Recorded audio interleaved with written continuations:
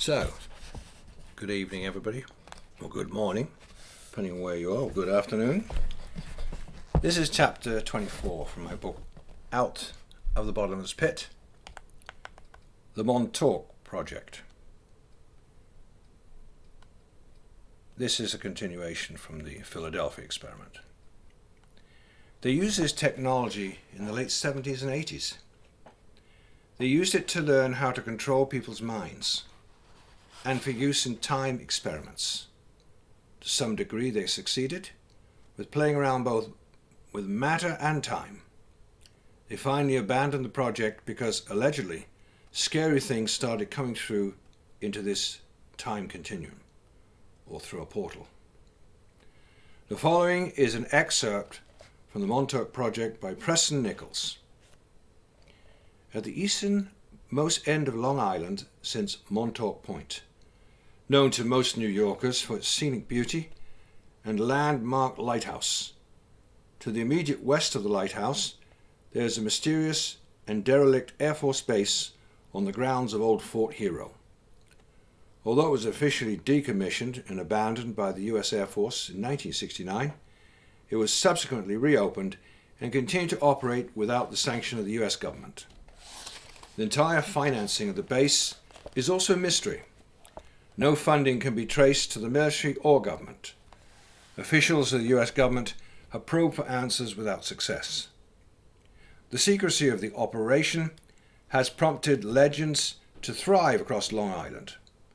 However, it's unlikely that any of the local people of Montauk, or those who spread the tales, know the full story of what actually went on there.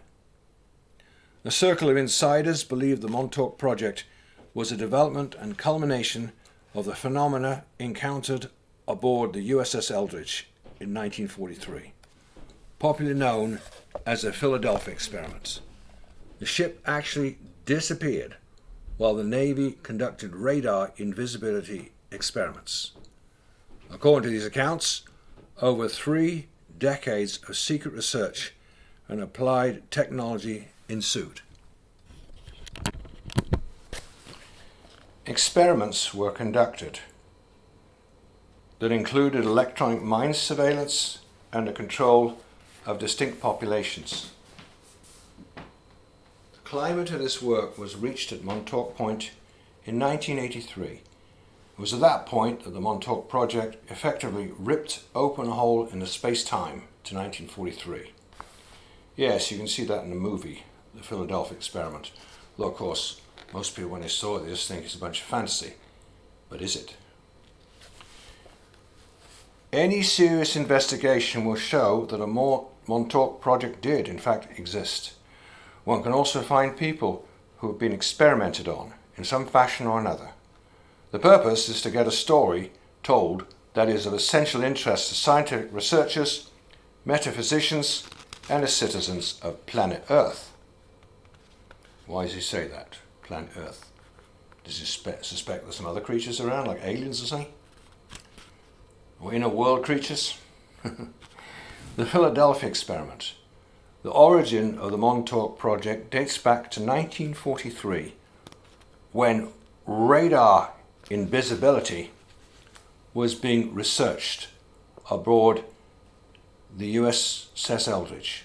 As the Eldridge was stationed at Philadelphia Navy Yard, the events concerning the ship have commonly been referred to as the Philadelphia experiment. Having been the subject of different books and a movie, only a quick synopsis will be given here. The Philadelphia experiment was known as the Rainbow Project to those who manned and operated it. That's presumably because it gave off an aura like a rainbow around the ship. It was designed as a top-secret project that would help end World War II, the forerunner of today's stealth technology. The Rainbow Project was experimenting with a technique to make a ship invisible to enemy radar, and this was done by creating an electromagnetic bottle which actually diverted radar waves around the ship. An electromagnetic bottle changes the entire electromagnetic field of a specific area. In this case, the field encompassing the USS Eldridge. While the objective was to simply make the ship undetectable radar, it had a totally unexpected and drastic side effect.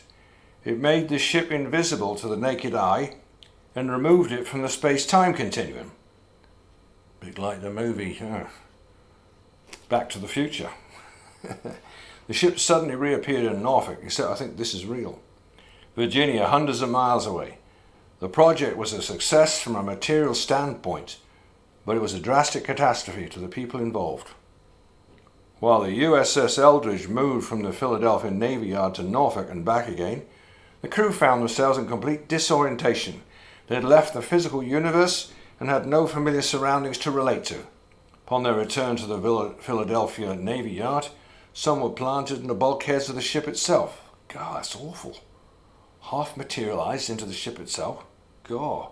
Those who survived were in a mental state of disorientation, absolute horror. The crew was subsequently discharged as mentally unfit, after having spent considerable time in rehabilitation. The status of mentally unfit made it very convenient for their stories to be discredited. This put the Rainbow Project at a standstill. Although a major breakthrough had occurred, there was no certainty that human beings could survive further experimentation. It was too risky. Dr. John von Neumann, who headed the project, was now summoned to work on the Manhattan Project, and this concerned the making of the atomic bomb, which became the weapon of choice for ending World War II. Although it is not well known, vast research that began with the Rainbow Project was resumed in the late 40s. It continued on, culminating with the hole being ripped through the space-time at Montauk in 1983. Concerning Preston Nichols, who was a specialist in electromagnetic phenomena. At first he was not aware of the Philadelphia experiment or its accompanying phenomena. Although he was not extraordinarily interested in the paranormal at the time, he had obtained a grant to study mental telepathy and to determine whether or not it existed. He sought to disprove it, but however was surprised to find out that it did exist, in fact. He began his research and found out that telepathic communication operated on principles that are strikingly similar to that of radio waves. He discovered a wave that could be termed a telepathic wave. In some respects, it behaved like a radio wave. He set out to get the characteristics of this telepathic wave. He studied their wavelengths and other pertinent facts and determined that while a telepathic wave behaves like a radio wave, it isn't exactly a radio wave. Although it propagates in a similar fashion to that of electromagnetic waves and possesses like properties, not all of these fit into normal wave functions. His interest into metaphysics had been launched. He continued to research in his spare time and collaborated with different psychics to tell and monitor their various responses. In 1974, he noticed a peculiar phenomenon that was common to all the psychics that he worked with. Every day at the same hour, their minds would be jammed. They couldn't think effectively. Suspecting the interference was caused by electronic signal, Nichols used his radio equipment and correlated what time on the airwaves at the times the psychic were non-functional. Whenever a 410 to 420 megahertz cycle appeared on the air, they were jammed. When a 410 to 420 megahertz cycle was off, the psychics would open up after about 20 minutes. Of course, these are things most of us are not familiar with at all. Psychics, reading minds. Most of us don't know much about these sort of things. Or didn't even know it existed or was real. Or that you could control people's minds or program people's minds. Well, it was obvious that this signal was greatly impeding the ability of the psychics, whatever it was that was coming from somewhere. Nichols decided to trace the signal. Placing a modified TV antenna on the roof of his car, he grabbed a VHF receiver, set out looking for the source of it. He tracked it right to Montauk Point. It was coming directly from a red and white radar antenna on the Air Force Base. At first he thought that this signal might have been generated accidentally. Nichols checked around and found that the base was still active. Unfortunately, security was tight and the guards wouldn't give any useful information. They said that the radar was for a project run by the FAA. He couldn't press the point beyond that. In fact, their statement didn't make a lot of sense. This was a World War II radar defense system known as Sage radar. It was totally antiquated. And there's not any reason why the FAA would need such a system. Unfortunately, it hit a dead end. He continued his psychic research but didn't get anywhere on the investigation of the Montauk antenna until 1984, when a friend called. He was told that the place was now abandoned and he should go out there and check it out. So he did. It was indeed abandoned, with debris strewn everywhere. He saw a fire extinguisher left amidst many scattered papers. The gate was opened, as were the windows and the doors of the buildings. This is not the way the military normally leaves a base. Nichols strolled around. First thing that caught his eye was the high voltage equipment. He was very interested, as it was a radio engineer's delight. He's a collector of ham gear and radio equipment, wanted to buy it. They didn't seem to find out who owned it.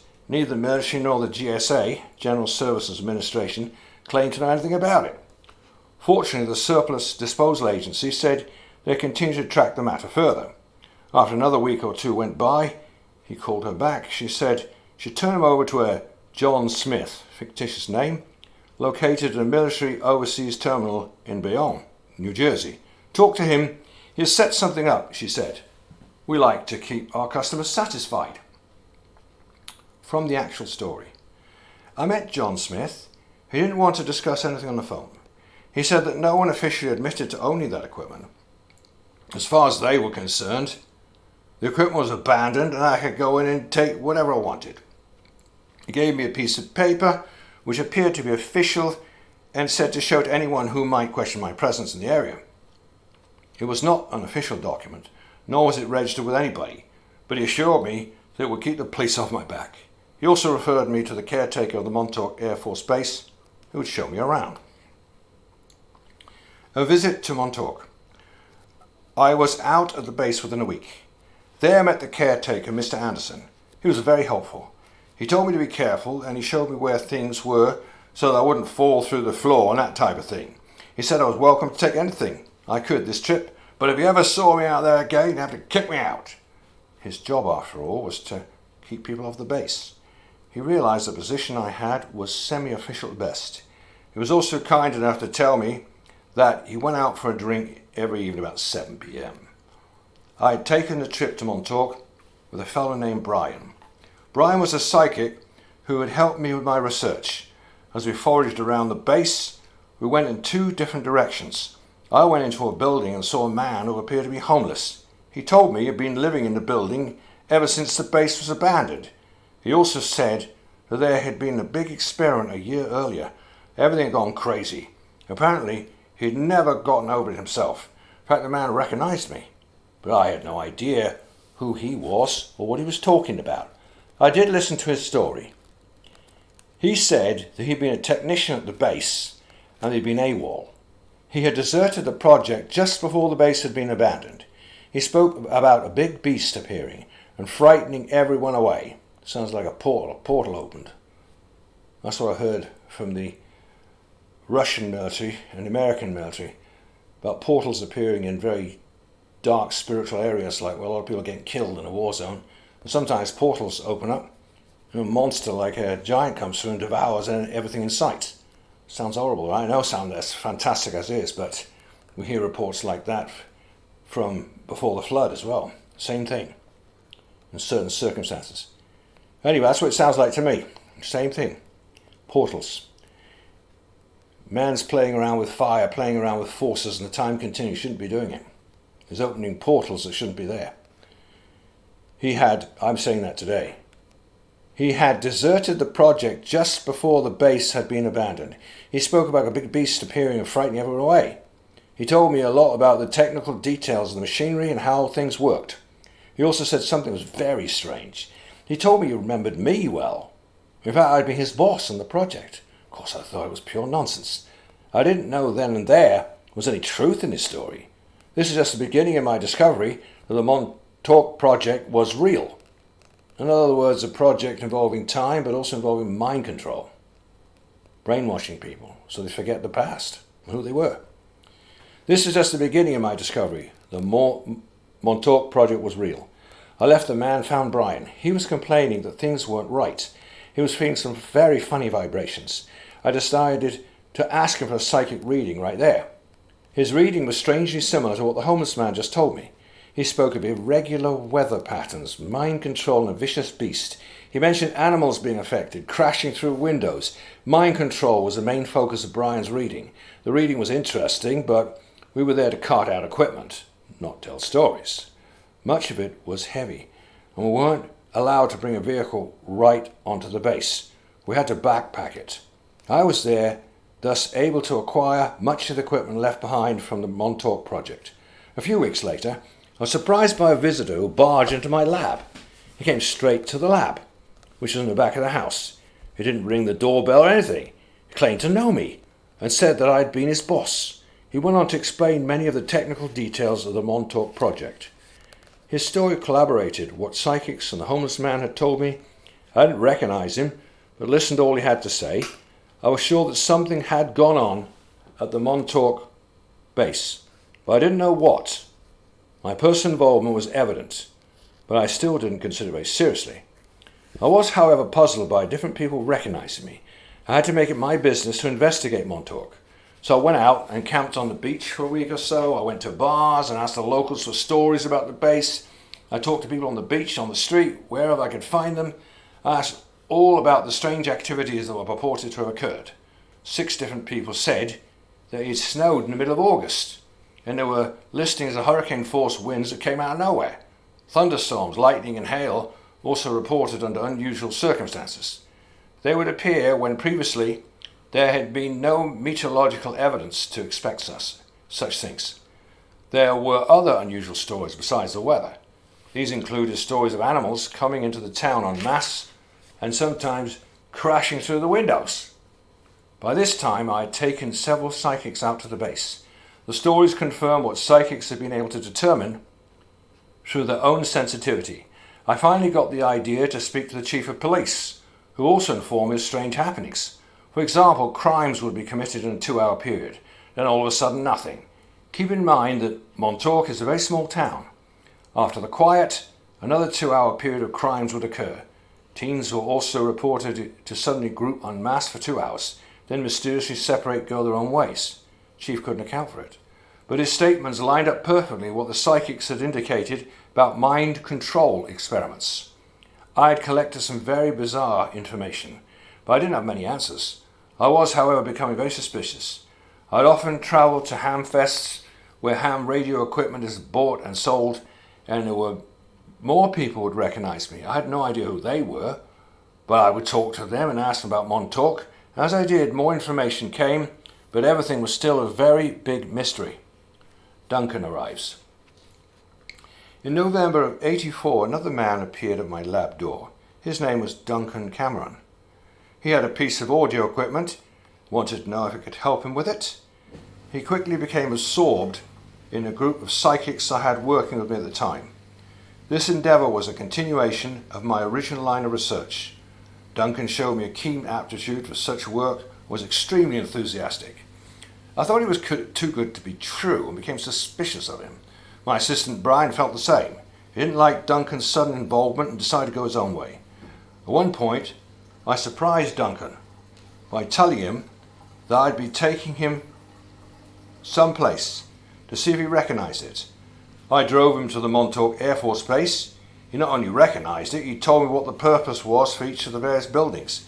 He knew exactly where the bulletin board in the mess hall was, many other such minute details. Obviously he had been there before. He knew the place like the back of his hand. He provided new information about the nature of the base and what his own function had been there. Duncan's input dovetailed very nicely with the previous data I collected. When Duncan entered the transmitter building, he suddenly went into a trance and began spitting out information. This was curious, but I had to shake him repeatedly to break him out of it. When I brought him back to the lab, I applied techniques that I'd learned to help Duncan unblock his memories. Layers of programming were now coming out of Duncan. A lot of information concerned the Montauk project. Many different things were revealed, till finally a shocking program came straight to the awareness of Duncan's conscious mind. He blurted out that he had been programmed to come to my place, befriend me, and then kill me and blow up an entire lab. Whoa, scary stuff. All my work would be totally destroyed. Duncan appeared to be more outraged at all this than I was. He swore that he would no longer help those who had programmed him, and has worked with me ever since. Further work with Duncan revealed even more bizarre information, that he had been involved in the Philadelphia experiment back in 1943. He said that he and his brother Edward had served above the Eldridge as members of the crew in 1943. A lot of things surfaced as a result of my work with Duncan. I started to remember things about the Montauk project. I was now certain I'd been involved, just didn't know how or why. How had I lost my memory? How is it possible I didn't remember? The puzzle was slowly clearing up. I found Duncan to be extremely operational psychic. Through him I was able to confirm new information. A conspiracy revealed. I visited Montauk many more times, often with different people who had been involved. A small group of us began to realize that we had stumbled across one of the highest security projects the country had ever known. We figured we'd better do something fast with this newfound knowledge. If we didn't, we might end up dead. As a group, we decided action had to be taken. We weren't sure exactly what to do, so we sat around and discussed it. What was the best thing to do with it? Publish it? ? End of excerpt of the Montauk Project. An excellent book with a lot of amazing information, of which what I have quoted is only a snippet. And I intend to talk a lot more about the Montauk Project and the Philadelphia Project and the Bermuda Triangle and portals and what is happening today and how it's all linked with the underworld. And a lot of people talk about things like aliens as though they're coming here from distant stars to help mankind. I do not agree with that. I think we're dealing with some dark forces from beneath. But that we can talk about another day. I hope you didn't find that too scary, but what I read you is not science fiction. It's not fantasy. It's based in reality. And it's about time people know some of these things going on this planet, when people mess around with forces they shouldn't mess around with, and later they regret it because of the things that come through these portals. Well, that's enough from me. Bye for now.